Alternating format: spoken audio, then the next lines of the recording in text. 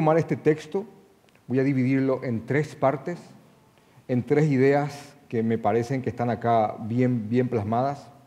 También he consultado con otros comentaristas y la mayoría ve estas 3 ideas fuertes en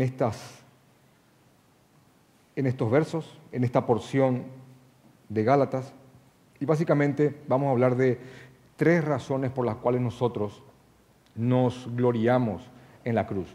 Yo no me considero un predicador estrictamente de 3 puntos. Si tiene 18 puntos, hago los 18 puntos, o 5 o 10, lo que sea, pero aquí hay 3. Nosotros vemos básicamente 3.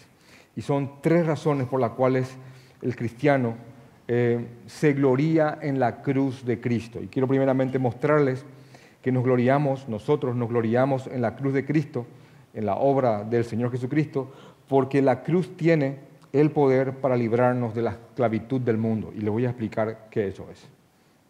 También nos gloriamos en la cruz de Cristo porque creemos que la cruz de Cristo tiene el poder para hacer aquello que los méritos del hombre no pueden hacer. Y también porque la cruz es el único mensaje de reconciliación entre Dios y los hombres. Y nos gloriamos en la cruz por esas cosas. Así que quiero ponerles esto en contexto rápido. Ya nos estamos despidiendo de las cartas de la carta a las iglesias de Galacia. Ya nos estamos despidiendo de ella, así que yo creo que nunca más van a escuchar mi introducción sobre Gálatas. Así que, hermanos, aquí se acaba. Aquí se acaba. Se acaba. Y, hermano, y si no tenés grabado esto, yo me muero. Porque te lo dije tantas veces ya. Tantas veces. De hecho, que por ahí estoy así hurgando y sin querer ser invasivo, digo, ¿te acuerdas más o menos en qué año se escribió la carta a la iglesia de Galacia? Y cuando hacen yo ahí, Señor, un rayo acá mismo. Porque eso es tan importante que lo comprendas. Esta es la primera carta que el apóstol Pablo escribió. Eso, guardalo, hermano. No estaba escrito Romanos, no había Romanos, no había Colosenses, no había Filipenses, no había Tesalonicenses, no estaban escritas las cartas a las demás iglesias, no había, hermano, no había. Es la primera carta que escribió el apóstol Pablo y escribió a iglesias en las cuales a iglesias que él mismo había fundado, en las cuales él había ido a predicar. Y el contexto en el cual se dio la predicación del Evangelio a los Gálatas, hoy día turcos, fue de la siguiente manera. Pablo iba a un lugar, y atiendan bien esto, Pablo iba a predicar a un lugar, X, y rumbo a ese lugar él se enferma. Y se enferma a tal punto que él ya no pudo seguir el viaje.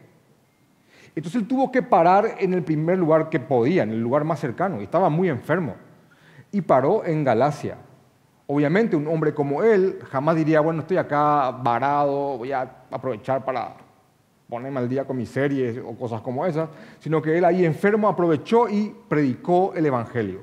Y por causa de una enfermedad en el cuerpo, él, varado en Galacia, predicó el Evangelio y nacen las iglesias de Galacia, que posteriormente a ellas se dirige esta carta y hoy día estamos leyendo la carta que fue dirigida a ellos. Imagínense, algo que aparentemente es malo terminó engendrando algo bueno. El nacimiento de iglesias en esa región. De hecho que eso está en la carta, para aquellos que por ahí están escuchando esto por primera vez, porque en la carta misma él dice, ustedes saben que por causa de una enfermedad en mi cuerpo yo les prediqué el Evangelio al principio. Y después inclusive él dice que él estaba tan denigrado en su cuerpo por causa de la enfermedad de que él les dice a los hermanos de Galacia, y ustedes no me rechazaron por la prueba que tenía en mi cuerpo.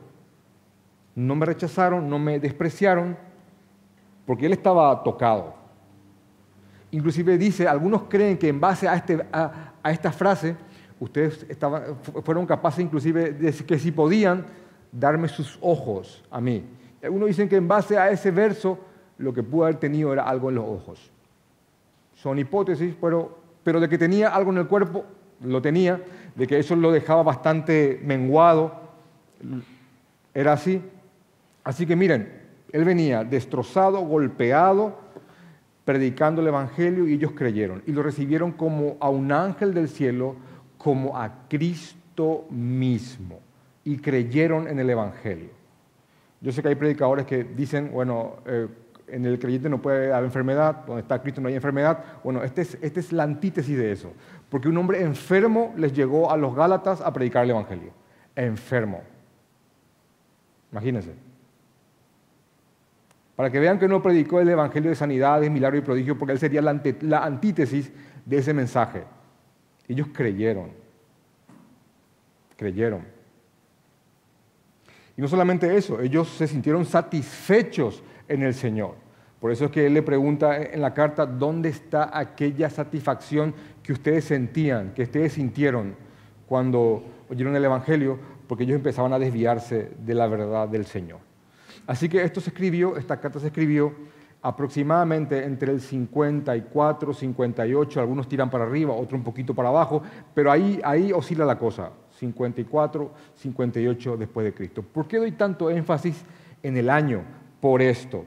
Porque la frase que encontramos en Gálatas capítulo 1, versículo 6, cuando él dice, estoy maravillado de que tan pronto se hayan alejado del que les llamó a ustedes para seguir un evangelio diferente, es, hermanos, porque en verdad era tan pronto, era muy pronto, era muy pronto. Hermanos, 50 y algo después de Cristo no era nada, hermanos, estaban haciendo la iglesia, no había prácticamente Nuevo Testamento, era el Antiguo Testamento y los apóstoles vivos predicando, ese era el contexto. Seguía vivo Mateo, Pedro, para defender en persona el mismísimo evangelio y ya se estaba predicando un evangelio falso. ¿Entienden eso? ¿Cuánto más ahora? Entonces cuando leemos básicamente el porqué de la carta, en Gálatas capítulo 1, versículo 6, es porque tan pronto el evangelio fue sembrado, tan pronto el evangelio empezó a ser corrompido. Y la manera en la cual se estaba corrompiendo o perturbando o diluyendo el evangelio no era con un mensaje totalmente opuesto, no era un mensaje que estaba en las antípodas, totalmente contradictorio, sino que era un evangelio que sostenía muchos puntos del evangelio, salvo un punto en específico que terminaba tocando toda su estructura. Estos falsos maestros que se estaban metiendo en las iglesias de Galacia, tan pronto, voy a darle mucho énfasis a eso, y ya nos despedimos de esta introducción, estaban sosteniendo que Jesús era el Mesías y que la palabra de Dios, en ese momento el Antiguo Testamento, era la palabra de Dios. Así que muchos ya al escuchar solamente esas dos cosas ya habrían bajado toda la guardia. Jesús es el Mesías. El Antiguo Testamento es la palabra de Dios. Los apóstoles son los apóstoles. Y muchas otras cosas más que muchos al escuchar ya dirían, sí, este es. Pero a todo eso, estos le añadían que para que uno realmente sea creyente, algo tenía que hacer. No bastaba solamente con creer, algo tenía que hacer. Y era volverse judío. De ahí la frase judaizante, o la manera que también le llama Pablo, es los de la circuncisión, porque uno sellaba eso con el corte del prepucio, con la circuncisión. Y al fin y al cabo metieron eso, que el hombre tiene que hacer algo, alguna obra, algo tiene que hacer, porque la sola fe no basta. Y esto está en Hechos capítulo 15, porque fue la primera gran controversia de la iglesia. Ahora, alguno podría decir que bueno, que ya no están los judaizantes que quieren que nos hagamos judíos para que así seamos salvos. No, hermanos, básicamente esos judaizantes ya no están. Hay una especie de refrito judaizante hoy día circulando por ahí, pero esos judaizantes como tales ya no están. Pero la idea, el concepto de que el hombre tiene que hacer algo para agradar a Dios, es una idea que en distintas formas, versiones, ha sacudido a la iglesia y la ha golpeado y regolpeado una y otra vez a lo largo de toda su historia. Siempre el hombre tratando de alguna forma ensuciar la gracia. Algo tenés que hacer, algo tenés que hacer, algo hay que intercambiar con el Señor. Así nomás no te lo va a dar, algo tenés que hacer. Entonces las obras se convierten como una moneda de cambio para con Dios, no como una forma de agradecimiento o de honra a aquel que nos salvó. Y son dos conceptos muy distintos, muy distintos. Yo he escuchado la petición de ofrendas en iglesias con las dos ideas, y créanme que mueve más la primera. Ofrenden, hermanos, pacten con Dios para que Dios le prospere. Den, hermanos, den. Yo recuerdo que yo estaba en una congregación donde se decía mucho esto, así muy a lo Tetzel. Conforme el tamaño de tu milagro tiene que ser el tamaño de tu ofrenda. Y lanzaban eso al punto tal que yo decía, eso está en la Biblia en alguna parte. Entonces había obras, había cambio, había trueque con el Señor. Y esa idea de algo tenemos que dar para que Él nos pague, nos deba. Esa idea ha sido la misma siempre. El hombre apelando a los méritos, no abrazando y entendiendo la gracia, y entendiendo las obras como una forma de agradecimiento y de honra al Señor. Y realmente yo he visto, hermanos, literalmente a personas dejando relojes, anillos, zapatos, la ropa que tenían puesta. Yo estuve en un culto donde, yo lo vi, no es que me contaron, donde había que sembrar en el pastor y el pastor se acostó y lo cubrieron con billetes, porque así sembras en él vas a cosechar. Entonces el tema, bueno, y te va a dar al 100 por 1. Miren que inclusive usaban la parábola de la semilla, que es el Evangelio, y lo que estamos hablando es de frutos de piedad, y hacían el cálculo, bueno, 100.000 por 100, 100.000. Entonces, es mérito una y otra vez. Así que tal vez no estemos lidiando con los judaizantes del 50 y algo después de Cristo, pero la misma idea de mérito y trueque está presente una y otra vez en distintas formas. Y eso enloquece a las personas. Las enloquece. Y en Gálatas vamos a encontrar la idea que está plasmada en toda la carta, es la gracia versus las obras. Las obras versus la gracia. A los hermanos de Galacia les aconteció la enorme desgracia de la introducción de un evangelio adulterado. Así que también podemos sacar de que si eso pasó tan pronto, eso pasa hoy y pasará siempre. Así que siempre la iglesia de Cristo tiene que estar preparada para dos cosas. Definir y defender el evangelio constantemente. Y repito de nuevo eso. Definir y defender el evangelio constantemente. También podemos ver en la carta a los Gálatas que personas muy influyentes fueron arrastradas, personas sinceras, cristianos sinceros, fueron arrastrados por estas doctrinas, y en su extravío o desvío, estas personas influyentes arrastraron a muchos. También vemos que en Jesús somos personas nuevas y Él es el único que reina en nuestras vidas y todo debe ser hecho para Él. En Gálatas está tal vez el concepto más aborrecible por el mundo, porque hablamos del Jesús que murió por nosotros, hablamos de el maldito, Él que fue maldito, el que fue hecho maldición, también es la forma que se expresa aquí, por las cosas que nosotros hemos hecho. Él fue castigado por lo que yo hice y yo soy premiado por lo que Él hizo. Eso está muy, muy, muy patente aquí.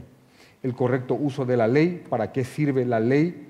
Para llevarnos a Cristo, y una vez que estamos en Cristo, ¿cuál es el rol de la ley posteriormente? Bueno, eso está en Gálatas. En Gálatas se ve que Dios tiene el control de absolutamente todo. Eso se puede ver inclusive en un hecho providencial que ya les comenté acerca de Pablo enfermo llegando a Galacia predicando el Evangelio y la iglesia sana nace. Y también podemos ver aquí que tenemos que luchar para honrar a aquel que nos salvó, no alimentando los deseos pecaminosos que aún están en nosotros, que aún nos moran. Y hay deseos de la carne y deseos del espíritu que aún están en el creyente. Eso también está en la carta a los hermanos de las iglesias de Galacia. Y después, básicamente al final, hay un fuerte llamado, una fuerte dirección a la iglesia para restaurar al caído, considerándonos a nosotros mismos, porque podemos estar ahí, y también para sobrellevar la carga los unos de los otros. Así que no solamente restaurar, sino que es ayudar a que el restaurado sobrelleve sus luchas. Y esa es la función de la iglesia del Señor, corporativamente hablando. También quiero decirles que hay un enorme concepto que es que los que creen en Jesucristo son los verdaderos descendientes de Abraham. Así que no es solamente el judío que está allá en Palestina, sino que cualquier judío o gentil que crea en Jesucristo es descendiente de Abraham y es heredero según la promesa. Esas ideas están fuertemente en estos 6 capítulos de esta carta. Así que Pablo ahora se está despidiendo, ya no estamos yendo de la carta a los Gálatas, y él se despide con esta despedida, valga la redundancia. Voy a darle énfasis a partir del 14, pero voy a leer del 11 para que esto tenga sentido. Dice Pablo: mirad con cuán grandes letras os escribo de mi propia mano. Algunos dicen que Pablo, alguien le estaba escribiendo la carta y Pablo dijo: a partir de acá escribo yo. Eso algunos creen. Y que él empezó a escribir con letras grandes. Algunos dicen por su deficiencia de vista, otros dicen no, es para darle énfasis. Yo creo que es más por la segunda, por darle un buen énfasis a esta idea central. Ya sea que él haya escrito toda la carta y a partir de acá empezó a escribir grande para dar énfasis, o se lo pidió al que lo estaba escribiendo, lo que sí que a partir de aquí él lo escribió de puño y letra. Lo otro se debate. Así que dice: mira con cuán grandes letras yo les escribo de mi propia mano. Todos los que quieren agradar en la carne, todos los que están buscando mérito humano, significa esto, estos son los que quieren obligarlos a ustedes a que se circunciden, a que se vuelvan judíos. Esa es la idea que está aquí. Solamente para no padecer persecución a causa de la cruz de Cristo. Porque los judaizantes en el fondo lo que estaban queriendo era que el cristianismo pase a ser como una rama más del judaísmo y no como algo totalmente aparte, algo que estaba caminando o corriendo en un riel distinto. Querían que el cristianismo sea absorbido por el judaísmo ya en ese momento bastante petrificado. Así que él les dice: bueno, estos quieren que ustedes se vuelvan judíos simplemente para que no haya persecución por causa de la cruz. Porque la cruz siempre, en el contexto que sea, la cruz de Cristo siempre engendrará persecución en la vida de aquel que lo profese piadosa y sinceramente, siempre. Obviamente este nivel de persecución va a ir de menor a mayor según el contexto. En algunos lugares van a sacarte la vida, en otros lugares van a perseguirte ideológicamente, pero persecución siempre habrá persecución. Dicho sea de paso, con la hermana que estaba hablando, de quien les conversé al principio, que está en Turquía, me dijo que iba a regalarle una Biblia a alguien porque no se consiguen Biblias en Turquía. ¿De verdad? No, el Corán está por todas partes, también una versión ortodoxa, pero la Biblia no hay. Y muchos lo buscan y no la encuentran. Pueden descargarlo en PDF, pero no hay Biblias. Dice, wow, ahí donde antes eran las iglesias de Galacia, sí, no, casi no hay. Es muy difícil conseguirla. Bueno, gloria a Dios por los países y los lugares donde se pueden acceder de todos los colores, de todas las versiones y en todos los diseños. Y a veces uno lo tiene ahí y no lo valora. Bueno, entonces Pablo continúa diciendo, porque ni aun los mismos que se circuncidan guardan la ley, pero quieren que vosotros os circuncidéis para gloriarse en vuestra carne. Aquí había gente que quería llevar a las personas a que guarden la ley como una forma de agradar a Dios para ser aceptados como salvos, y ellos dicen, ni siquiera ellos pueden hacer lo que le están pidiendo a ustedes que hagan. Le estoy bajando esto a un lenguaje bastante sencillo. Y en el versículo 14 comienza la gloria que Pablo da al Evangelio y a la cruz de Cristo, a estas tres fuentes de gloria para cada creyente. Y dice el apóstol Pablo en el capítulo 14, pero lejos esté de mí,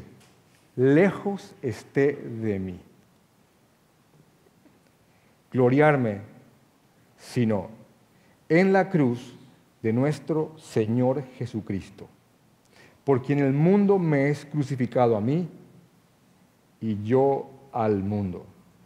Porque en Cristo Jesús ni la circuncisión vale nada, ni el ser judío vale algo o vale nada, ni el ser gentil, ni la incircuncisión, sino una nueva creación, sino haber nacido de nuevo. Significa eso. Y a todos los que anden conforme a esta regla, a este canon, paz y misericordia sea a ellos y al Israel de Dios. De aquí en adelante, nadie me cause más molestias, porque yo traigo en mi cuerpo las marcas del Señor Jesús. Hermanos, la gracia de nuestro Señor Jesucristo sea con todos ustedes, sea con vuestro espíritu, que así sea. Amén. Es para cerrarlo y irnos, ya está. ¿Qué más le va a aplicar a esto? ¿Qué más vas a añadirle? Entonces, él estaba enojado, hermanos. Estaba enojado. ¿Por qué estaba enojado? Porque estaban tocando lo que él más amaba, a Jesucristo y su Evangelio. Uno lee estas cartas y aunque no lo tengamos aquí a Pablo leyéndola, está el tono de las cartas, está el tono. Él no podía creer de que tan pronto se había predicado el Evangelio a estos hermanos. Ellos se habían desviado para seguir un Evangelio diferente. Un Evangelio que les dé una sensación de mérito a ellos. Porque ese es el punto. El Evangelio te saca esa sensación de mérito y te mete en el concepto de gracia, de inmerecido. Estás acá por la gracia del Señor. Él no vio nada bueno en vos para darte algo. Él tuvo gracia y misericordia. Si el Señor vio algo, una partícula de bondad en tu corazón y dijo, bueno, por esa bondad que Él tiene, que lo diferencia de los demás, yo voy a darle esto, hermano, ya no es gracia, eso es mérito. Eso es mérito. El Evangelio te expone, te inunda, te sumerge en lo inmerecido, en la gracia del Señor. Y Él les predicó esto tan claramente que él no podía creer. Él estaba maravillado de que tan pronto ellos se hayan alejado de esto. Por eso es que estas palabras aquí tienen que ser leídas en el tono de un padre que está reprimiendo a sus hijos con mucho amor. De hecho, que si padres presentes, pónganse en esa postura. Porque si no, vas a tomar a mal si yo te leo, por ejemplo, Gálatas capítulo 3, versículo 1, que dice, oh Gálatas insensatos, que también se puede traducir como "oh Gálatas estúpidos" o Gálatas idiotas. Se puede traducir de la misma forma, o tontos o torpes, como dicen otras versiones. O Gálatas insensatos, ¿quién os fascinó para no obedecer a la verdad, a ustedes, a vosotros, ante cuyos ojos Jesucristo ya fue presentado tan claramente entre vosotros como crucificado? ¿Cómo? ¿Qué pasó? ¿Quién les embrujó? ¿Quién les fascinó? ¿Quién pudo hacer tal cosa? ¿Cómo fue?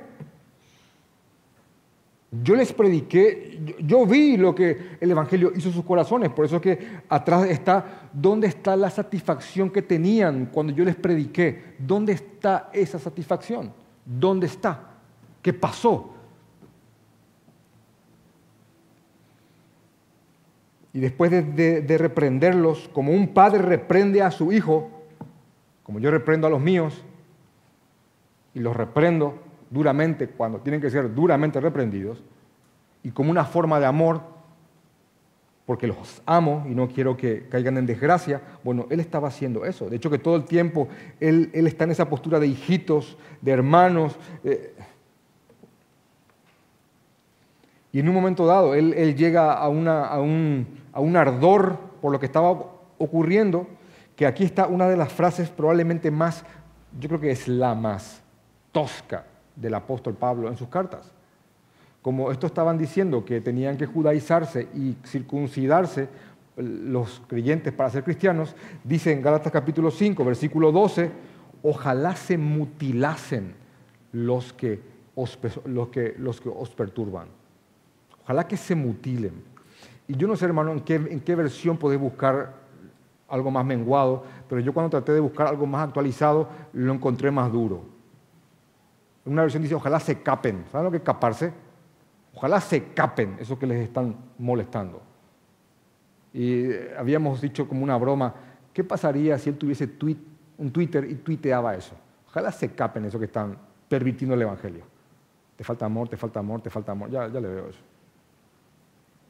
Pero es su amor por el Evangelio que hace que él reaccione ante aquello que ataca lo que él tanto ama.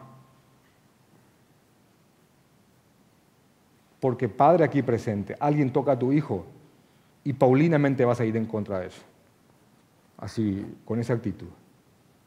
Cuando alguien toca lo que uno ama, cuando alguien toca lo que uno ama, ese amor no puede no hacer que uno reaccione a eso. Yo les pongo esta comparativa que yo sé que para los que están acá hace años es muy recurrente, pero realmente no encuentro a veces otra cosa. A veces cuando vemos a personas en el gobierno tocando dinero y se descubren informes de que se ha tocado el dinero del Estado, las arcas, muchos cristianos se indignan, tocaron el dinero del país, tocaron nuestra Constitución.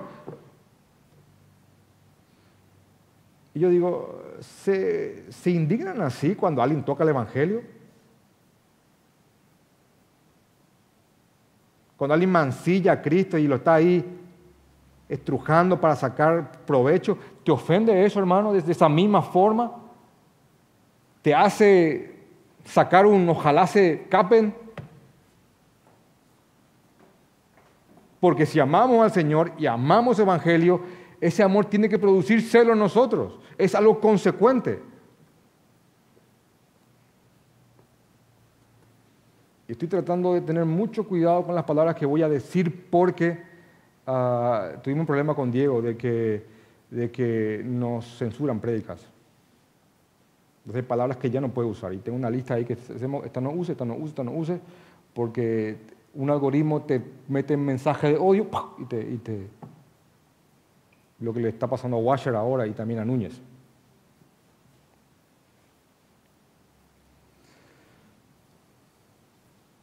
Pero hermanos, es nuestro evangelio, es el mensaje de nuestro Señor y es el nombre de Jesucristo. Y entonces este hombre está indignado porque están tocando a su rey y al mensaje de su Señor.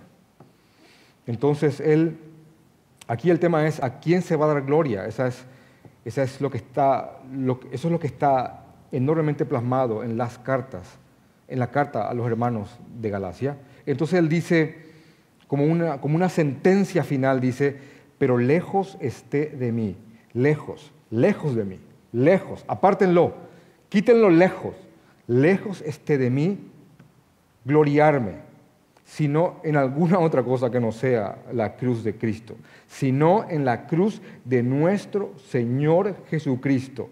Lejos esté de mí. Lejos esté de mí. ¿Por qué? Porque la cruz de Cristo es el único mensaje, es lo único que tiene poder para liberar al hombre de la esclavitud del mundo, de la esclavitud del pecado. Así que este hombre dice, y lo repito, lejos esté de mí gloriarme, sino en la cruz de nuestro Señor Jesucristo, por quien el mundo me es crucificado a mí y yo al mundo. En palabras más sencillas, yo estoy muerto para ese mundo y ese mundo está muerto para mí. Esa es la actitud y la postura, el sitio mental / espiritual en el cual cada creyente debe de luchar por estar. El mundo está ahí, estamos en él. Ese mundo va a tener influencia en nosotros, pero ya no somos esclavos ni estamos ciegos en este mundo. Lo vemos lo que es ante los ojos de Dios, vemos lo que nos ha hecho y lo que hemos hecho en Él. Ya no somos esclavos ciegos de los placeres de la carne que antes nos gobernaban. Ahora vemos lo que está pasando, vemos lo que es realmente.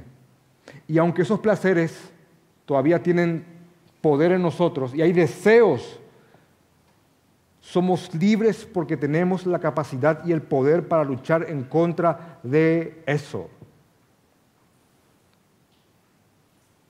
Y quiero mostrarle unos versos, usando esto como una columna vertebral, quiero mostrarle unos versos que amparan esto que le estoy diciendo.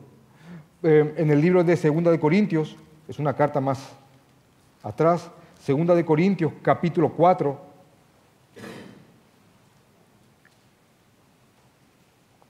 Quiero leerles en el versículo 3 y el versículo 6, y si hay alguna palabra complicada, voy a bajarla para que realmente esto tenga sentido, hermano, y haga un nido en tu corazón. Dice 2 de Corintios capítulo 4, versículo 3, pero si nuestro evangelio, miren esa frase del apóstol Pablo a los Corintios, si nuestro evangelio, como él lo hace suyo, hecho que dice en Romanos, mi evangelio, no porque él lo haya inventado, sino que porque lo hizo suyo. Y aquí dice, pero si nuestro evangelio está aún encubierto, si hay gente que no lo entiende, entre los que se pierden están cubiertos, por supuesto. Versículo 4, y atiendan por favor esta frase que dice, en los cuales el Dios, y está con minúscula, el Dios de este siglo cegó el entendimiento de los incrédulos. ¿Se dan cuenta que habla metafóricamente de un enceguecimiento que no es físico, sino es un enceguecimiento que es mental, que es de entendimiento? Hay un enceguecimiento para entender ciertas cosas. Y si el evangelio aún está encubierto, entre los que se pierden está encubierto, porque el Dios de este siglo, porque es un Dios para ellos en sus distintas formas, ha enceguecido el entendimiento de ellos. ¿Para qué ha enceguecido el entendimiento de ellos? Para que no les resplandezca la luz del evangelio, porque todo tiene que ver con el evangelio, de la gloria de Cristo, el cual es la imagen de Dios. Porque no nos predicamos a nosotros mismos, no es que estamos acá promocionándonos a nosotros mismos, dice Pablo, sino a Jesucristo. Él es el promocionado, Él es el predicado, a Él predicamos, sino a Jesucristo como Señor y a nosotros como vuestros esclavos, como vuestros siervos. ¿Por qué? Por amor de Jesús. No hay otra fuente para servir. Y el versículo 6 para mí es enorme, dice, porque Dios, que mandó que de las tinieblas resplandezca la luz, Génesis capítulo 1, versículo 3, Hágase la luz, así como Dios mandó que de las tinieblas resplandezca la luz. Bueno, asimismo, dice aquí, es el que resplandeció en nuestros corazones para iluminación del conocimiento de la gloria en la faz, en el rostro de Jesucristo. Así como Dios dijo, hágase la luz, es el que dijo, bueno, vea pues quién es Jesús ahora. Y ¡paf! Y en un momento dado vino el Evangelio y tu corazón hizo ¡paf! Y hágase la luz en tus tinieblas internas.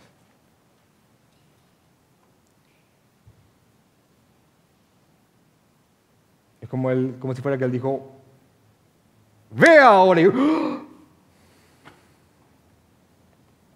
Cuando John Newton escribió Sublime Gracia, probablemente uno de los himnos cristianos más conocidos de todo el mundo, John Newton había perdido la vista. Y en la canción él dice, fui ciego más, hoy miro yo. En una ceguera corporal,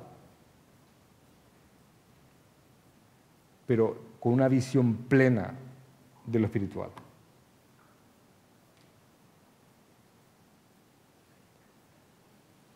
Así que el Evangelio es aquel que tiene el único mensaje, es la obra de Cristo. Es lo único que tiene poder para librar de la esclavitud del mundo al hombre. De esta manera el hombre puede decir, el mundo me es crucificado a mí y yo al mundo. Yo estoy muerto para él y él está muerto para mí. Ya sé su lugar, ya sé su poder, ya sé lo que me hizo, ya sé lo que hice en él. Ahora lo puedo ver claramente, puedo ver lo que es el mundo con sus vanidades, con sus deseos, con sus apetitos, con sus motivaciones. Ahora ya sé qué es eso y sé que eso no trasciende. Sé que hay cierta gloria que alguien puede recaudar aquí en el mundo, pero eso allá arriba no vale absolutamente de nada. De hecho que en la carta que está después, Gálatas, Efesios, Filipenses, en capítulo 3 de Filipenses, miren lo que dice él aquí, en Filipenses capítulo 3,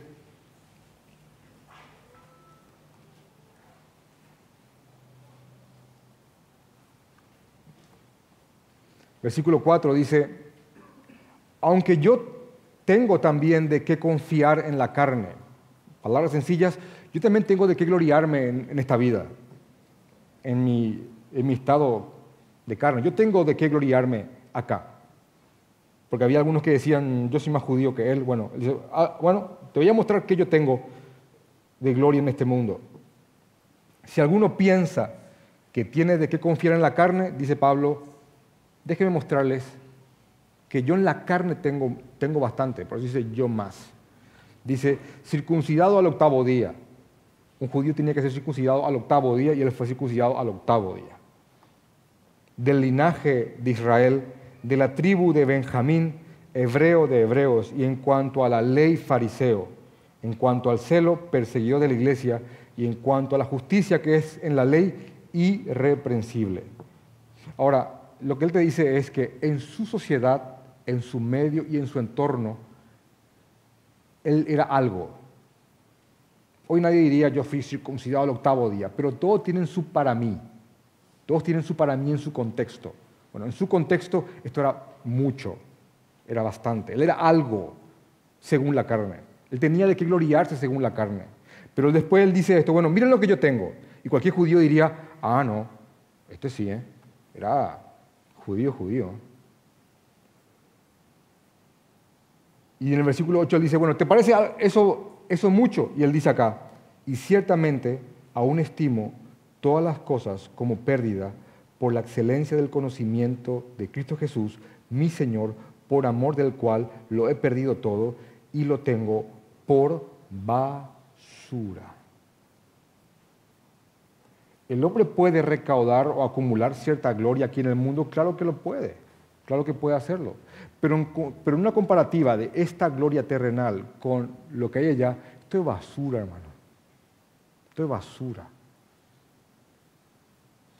Dame aquí en el contexto el mejor apellido, o uno de los mejores apellidos que sean símbolo de un linaje de clase alta, que hayas entrado en el mejor colegio, tengo esto y mi abuelo fue un prócer, y hago lo que quieras.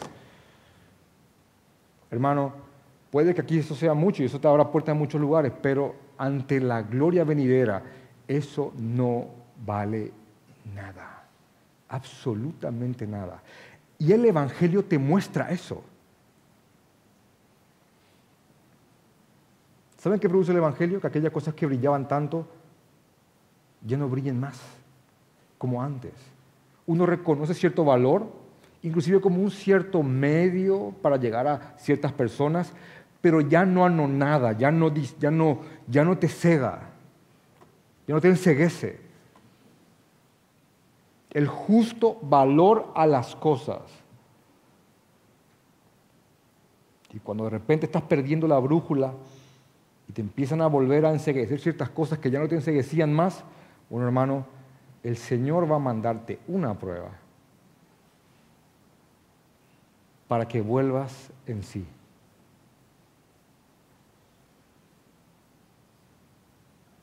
Como un padre que ama a sus hijos y los guía. Así que el Evangelio tiene ese poder de mostrarnos quiénes somos realmente, no lo que creemos que somos, quién es Dios realmente, no lo que creemos que es Dios, según nuestros pensamientos, lo que es el mundo, sus motivaciones, y nos libera de esa opresión mental, de ese enceguecimiento, y nos da claridad. Y cuando más nos metemos en su palabra, más entendemos lo que el mundo es. No en vano, dice Juan, en 1 de Juan 5:19, el mundo está bajo él. Sí, bajo él.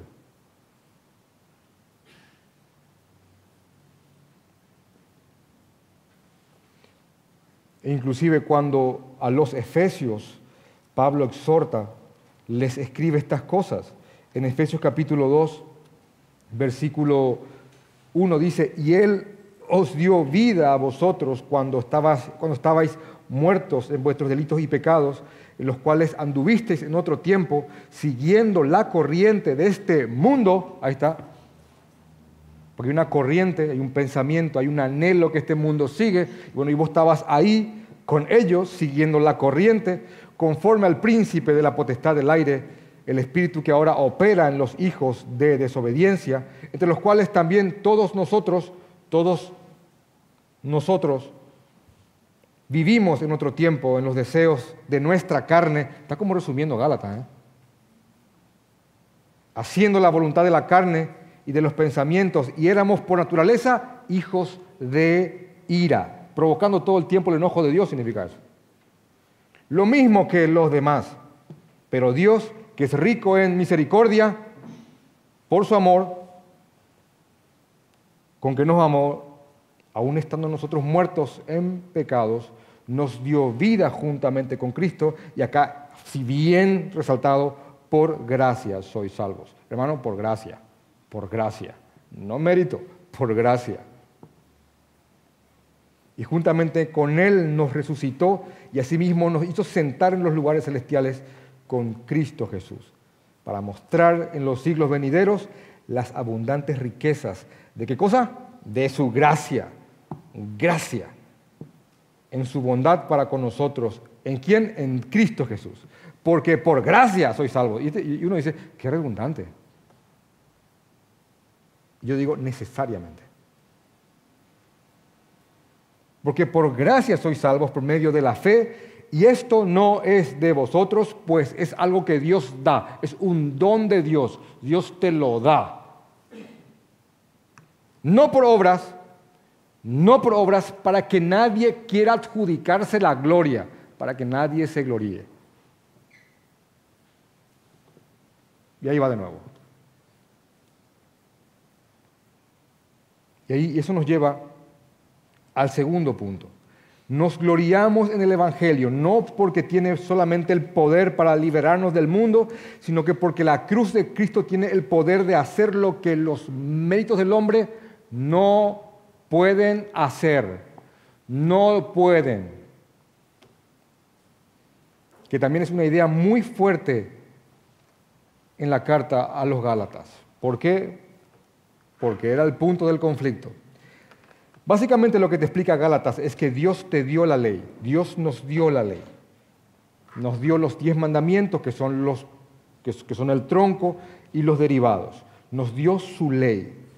Ahora, Él no nos dio su ley para que yo diga, bueno, voy a tratar de cumplir esta ley, para que Dios diga, qué cumplidor, qué excelente, qué buena gente tiene mi ley y lo sigue tan ortodoxamente que voy a salvarlo. Ay, Carlos es un buen judío, un buen cristiano, o Marcos, o Mateo, o Emilio.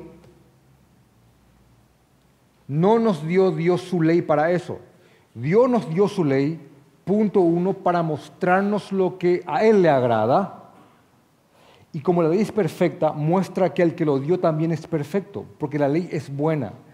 Pero la ley me muestra lo pecaminoso que yo soy, lo pecador que soy, porque yo no puedo cumplir esa ley perfectamente. Yo no lo puedo hacer. Que levante la mano acá el que no ha mentido nunca. Y si levantaste la mano, todo apúntenle y díganle mentiroso. Que levante la mano el que no robó nunca. Yo nunca robé nada. Hermanos, si realmente hurgamos el concepto de robo, has robado, robaste.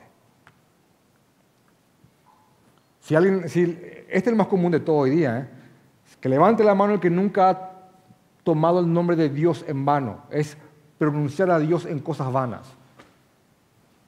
Ay, esto lo hago por fines pedagógicos. Ay, Dios mío, qué lindo vestido, dice la hermana. Y en cosas vanas y triviales el nombre de Dios es utilizado como si nada. Eso dice Dios, no lo hagas, es pecado. Cuando vas a invocarme, que sea de veras, que sea en serio, que sea en honra. Y si eso no te parece algo grave, es grave.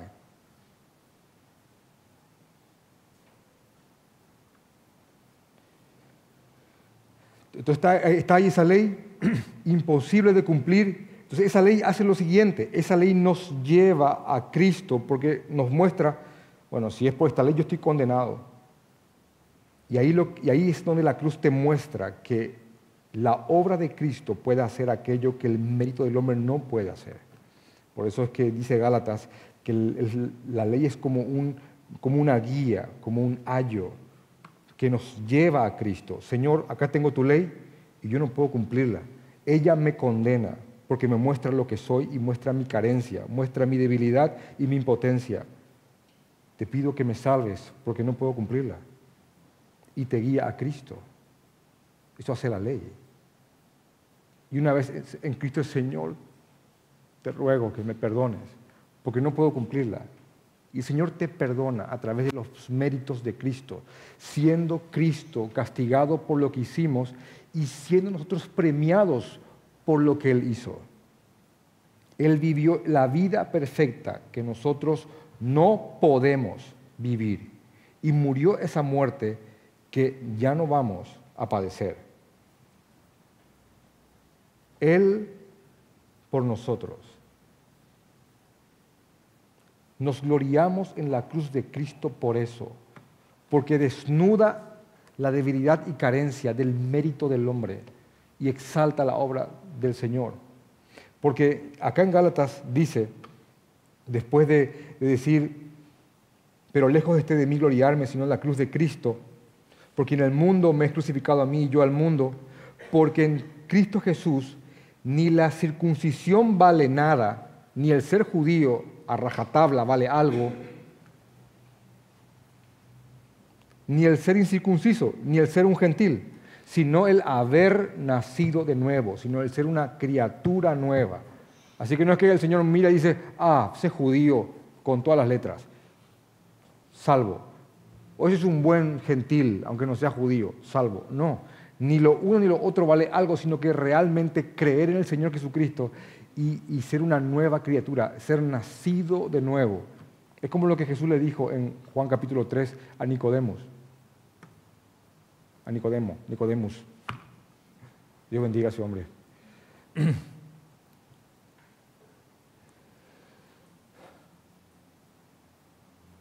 La cruz expone esa carencia de méritos. De hecho que cuando leemos el Sermón del Monte y comienzan las bienaventuranzas, la primera no está ahí al azar, ni simplemente porque al Señor se le vino en la cabeza, sino que porque es la primera que tiene que estar. Bienaventurados los pobres en espíritu.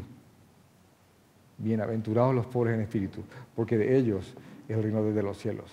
Bienaventurado aquel que está frente al Señor totalmente carente de méritos para decir, creo que merezco ser salvo, sino que aquel que reconoce que es un pobre en méritos espirituales y apela a la gracia y a la misericordia de Dios. Bienaventurados son esos, bienaventurados. Porque en Cristo Jesús no vale nada el ser judío, no vale nada el ser gentil, sino ser una nueva criatura, ser un creyente. Y después Pablo dice esta frase que para mí es probablemente yo diría que este es mi verso favorito. Y a todos los que anden conforme a esta regla, ¿cuál regla? A este canon, la palabra es canon, a esta vara de medir. ¿Cuál regla? ¿A cuál regla se refiere? A todos los que anden conforme a esta regla, hermano. Cree en Jesucristo y serás salvo. No por méritos, sino por gracia. Esa regla. ¿Crees en Él sinceramente? Bueno, esa regla. A todos los que anden conforme a ese canon, a esa regla. Aquellos que no apelan al mérito, aquellos que no están descansando en yo soy una buena persona, bueno, no a esos, sino que a los que están completamente abandonados a los méritos de Cristo, aquellos que creen que Jesús fue castigado en lugar de ellos, por una obra de amor misteriosa, incomprensible, totalmente, bueno, aquellos que anden conforme a esa regla, a esos paz y misericordia sea a ellos. Y después sigue una frase enorme que entre creyentes nos dividimos el concepto. Dice, y al Israel de Dios, bueno, misericordia y paz para ellos. Y algunos dicen que este Israel de Dios es a Jesucristo. El concepto me suena muy agradable. El verdadero Israel, Jesucristo. Bien. Otros dicen los verdaderos judíos que creyeron. También suena bien. Pero nosotros somos los que creemos que el verdadero Israel de Dios, ya que estamos leyendo en Gálatas que ya no hay judío ni griego, ya no hay esclavo ni libre, ya que estamos leyendo en Gálatas de que los que descienden de Abraham son aquellos que creen en Jesucristo, esa es la idea que trae Gálatas para nosotros, que los verdaderos descendientes de Abraham, repito, son los que creen en Jesucristo, está ahí claramente para nosotros, y en base a la carta que después, años después, él escribió a los romanos, hablando de un árbol, al cual él dice, este árbol es el pueblo de Dios. Y a este árbol se le sacaron ramas. Y se le injertaron ramas nuevas. Como diciendo, ese árbol es Israel y las ramas injertados son ustedes, gentiles, que fueron injertados en el árbol llamado pueblo de Dios. Porque los judíos tuvieron un endurecimiento en parte. No todo Israel se endureció en parte. Y repito, fueron desgajados algunos y fuimos injertados otros. Así que no creemos en la teología de la tala del árbol. No es que se sacó el árbol y un árbol nuevo. No es que se sacó al judío y se puso al gentil. Se desgajaron unas ramas y se injertaron otras. Esa es la iglesia para nosotros. La Israel de Dios, un pueblo compuesto por judíos y gentiles que creen en Jesucristo, que son descendientes de Abraham de esa manera. Por eso, para nosotros, en base a Romanos y en base a Gálatas, la Israel de Dios es eso. La suma de creyentes gentiles y judíos que han abrazado el Evangelio. Exactamente lo que eran las iglesias de Galacia. Y al tratar de dividir esos dos grupos es que estaba el problema.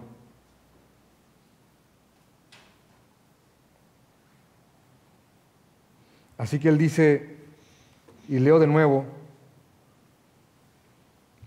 porque en Cristo Jesús ni el ser judío vale algo, ni la circuncisión vale nada, ni la incircuncisión, sino una nueva creación, y a todos los que anden conforme a esta regla, qué linda frase, por favor. Paz y misericordia sea a ellos y al Israel de Dios. Y aquí termina con esta frase que yo digo, Señor, este tipo me agrada mucho, en verdad. Dice, de aquí en adelante, a partir de acá, nadie me cause más molestias. Basta ya, basta. Nadie me cause más molestias, porque yo traigo en mi cuerpo las marcas del Señor Jesús. Y uno dice, ¿qué marcas eran esas? Bueno, yo me aferro más a esta postura. Pero, hermanos, para serles específicos, dice, ¿son estos ministros de Cristo?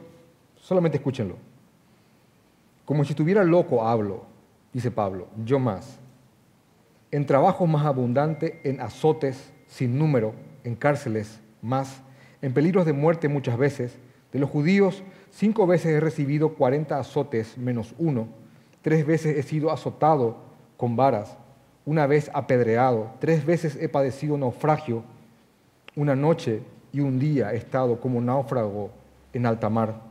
En caminos muchas veces, en peligro de ríos, en peligro de ladrones, peligro de los de mi nación, judíos, peligros de los gentiles, peligro en la ciudad, peligro en el desierto, peligros en el mar, peligros entre falsos hermanos, porque son un peligro brutal. En trabajos y fatiga, en muchos desvelos, en hambre y sed. En hambre y sed, Muchos dirían, este no canceló cosas. En hambre y sed, en muchos ayunos, en frío y en desnudez, y además de otras cosas, lo que sobre mí se agolpa cada día es la preocupación por todas las iglesias. Es una porción nomás de 2 de Corintios, capítulo 11, del 23 al 28, que Pablo mismo escribió a los Corintios. Ahora, un hermano que padeció todo eso, si le sacáramos la túnica y viésemos su cuerpo, ¿qué veríamos? Esta me hicieron en Filipo. Esta es la serpiente que me mordió cuando toqué la leña. ¿Se acuerdan de eso?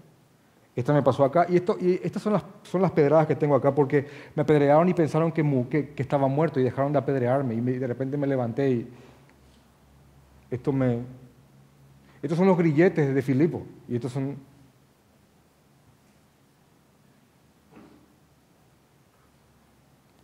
Así que dejen ya de molestarme, dice él. Basta ya. No me vengan más con estas cosas, que ustedes lo saben perfectamente. Porque si estos creen que están viviendo para Cristo, hermanos, yo tengo en mi cuerpo las marcas del Señor Jesucristo.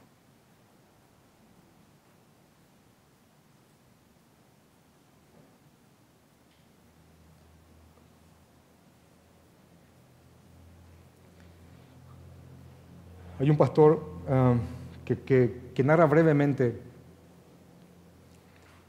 lo siguiente, que cuando la iglesia estaba iniciándose y en los concilios tempranos, cuando llegaban los emisarios de cada iglesia para participar de los concilios, dice este pastor, se llama Miguel Núñez, profesor de teología, dice que está registrado en los libros de historia que llegaban los representantes de cada iglesia y de cada región, y dice que muchos llegaban cargados por otros por falta de piernas, otros llegaban mutilados, con partes del cuerpo quemados, tuertos, con con laceraciones, cicatrices, por causa de la predicación del Evangelio en sus respectivas zonas. Bien, hermano, así comenzó la iglesia. Y yo soy creyente que así terminará. Y aquellos que sean de Cristo Jesús van a perseverar en el mensaje del Señor. Y el Señor les va a dar fuerzas para predicar el Evangelio, ya sea en el medio que sea.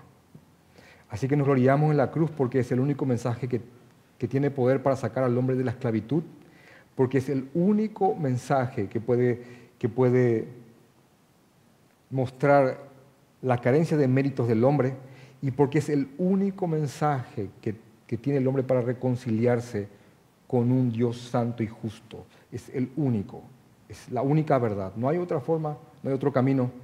Solo Él es el camino, la verdad y la vida. Nadie llega al Padre si no es por Él, porque Él es el que murió por nosotros. Es el único camino. Así que este hombre dice, de aquí en adelante no me causen más molestias porque yo traigo a mi cuerpo las marcas del Señor Jesucristo. Hermanos, y se despide porque está escribiendo a hermanos, aquello que no merecen la gracia de nuestro Señor sea con vuestro espíritu y que así sea. Amén. Vamos a orar.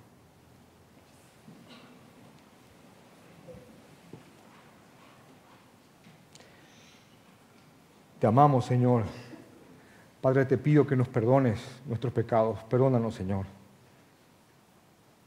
Ayúdanos, Señor, a ser cada vez menos de lo que aún somos. Ayúdanos, Señor. Ayúdanos, Señor, a luchar contra los deseos de la carne que aún están en nosotros. Ayúdanos, Señor. Ayúdanos a ver cada vez menos gloria en el mundo y más gloria en lo tuyo.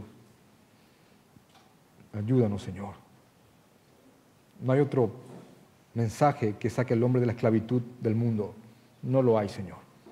No hay otro mensaje que muestre la carencia de los méritos del hombre. No lo hay, Señor. Y no hay otro mensaje que reconcilie al hombre contigo que la cruz de tu Hijo Jesucristo. Y no lo hay, Señor. Y lo reconocemos y nos gloriamos en ello. Ayúdanos a ver cada vez más la gloria del Evangelio. Ayúdanos a ver cada vez más la gloria de la cruz de tu Hijo, Señor. Ayúdanos a que cada vez haya menos mundo en nosotros y más de lo tuyo. Te amamos, Señor. En tu santo nombre. Amén.